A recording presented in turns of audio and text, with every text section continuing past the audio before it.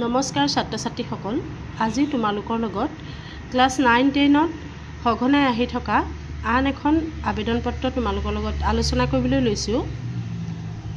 আবেদন পত্ৰখন তোমাৰ অঞ্চলৰ বাট, পথ, দলং আদি নষ্ট হোৱাত সেইবোৰৰ মেৰামতিৰ সন্দৰ্ভত তোমাৰ জিলা উপায়ুক্তলৈ বা গড়কাপ্তানি বিভাগৰ মুৰব্বীলৈ বা তোমাৰ সমষ্টিৰ বিধায়কলৈ এখন আবেদন পত্ৰ লিখা।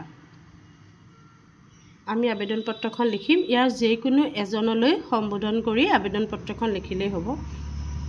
মই গোটেইকেইজনৰে দি দিছোঁ, তাৰে কোনোবা এজনৰ ইয়াত যিজনৰ নাম থাকে বা যালৈ লিখিবলৈ সুবিধা পোৱা তেনেকৈ লিখিবা। প্ৰতি মাননীয় উপায়ুক্ত মহোদয় জিলা, এইদৰে জিলা দিবা, নাম নিদিবা। বৰ্ডৰ পৰীক্ষাত তুমি নাম দিব নোৱাৰা। বা মাননীয় বিধায়ক মহোদয় জিলা, বিধানসভা সমষ্টি, মাননীয় সাংসদ মহোদয় লোকসভা সমষ্টি, বা মাননীয় গড়কাপ্তানি অভিযন্তা মহোদয় গড়কাপ্তানি জিলা সংমণ্ডল। তোমালোকে ইয়াত জিলাৰ নাম নিদিবা, এইদৰে ডট ডট ডট দিবা বা জিলা বুলি লিখি দিবা। ইয়াৰে যিকোনো এজনলৈ সম্বোধন কৰিবা। তাৰপিছতে যিদিনা লিখিছা তাৰ তাৰিখ দিবা। ইয়াৰ পিছতে দিবা বিষয়। বিষয়টো কি কৈছে? বাট, পথ, দলং আদি মেৰামতিৰ সন্দৰ্ভত আবেদন। প্ৰতি দিবা, প্ৰেগাপ চেঞ্জ কৰি মাননীয় দিবা। প্ৰতিৰ তলে তলে এইদৰে বিষয়টো দিবা। বিষয়ৰ তলতে আমি আৰম্ভ কৰিম মহোদয়, তাৰপিছত প্ৰেগাপ চেঞ্জ কৰিম, লিখিম বিনীত সন্মানপূৰ্বক নিবেদন। এই যে আমাৰ ক খ গ, আমি অঞ্চলটোৰ নাম দিব নোৱাৰোঁ, গতিকে কিবা এটা ইয়াত দিলেই হ'ব।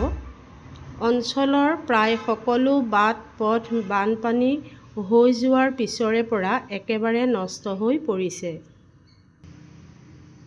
বহুকেইখন গাঁও সংলগ্ন কৰি ৰখা একমাত্ৰ দলংখনো বহুদিন ধৰি কোনো মেৰামতি নকৰাত দলংখনৰ খুঁটাবোৰো পচি গৈছে। বাট পথবিলাকত দ গাঁতৰ সৃষ্টি হৈছে। স্কুল কলেজৰ ছাত্ৰ ছাত্ৰী, চাকৰিয়াল, গাঁওবাসী সকলোৰে অহা যোৱা কৰাত যথেষ্ট অসুবিধা হোৱাৰ লগতে শংকাৰ সৃষ্টি হৈছে। সেয়েহে মহোদয়ে যিমান পাৰে সোনকালে বিভাগীয় কৰ্তৃপক্ষৰ দ্বাৰা পথ আৰু দলঙৰ মেৰামতি কৰি দিয়ে যেন। এটি আপোনাৰ বিশ্বাসী, ইয়াত তোমাৰ নামটো দি ডট ডট ডট কিবা দিব পাৰা। এইখনেই হৈছে আবেদন পত্ৰ, প্ৰায়ে এইখন আহি থাকে, তোমালোকে চাবা। যদি ভাল পাইছা মোৰ চেনেলটো ছাবস্ক্ৰাইব কৰিবা, লাইক আৰু শ্বেয়াৰ কৰিবা। Thank U.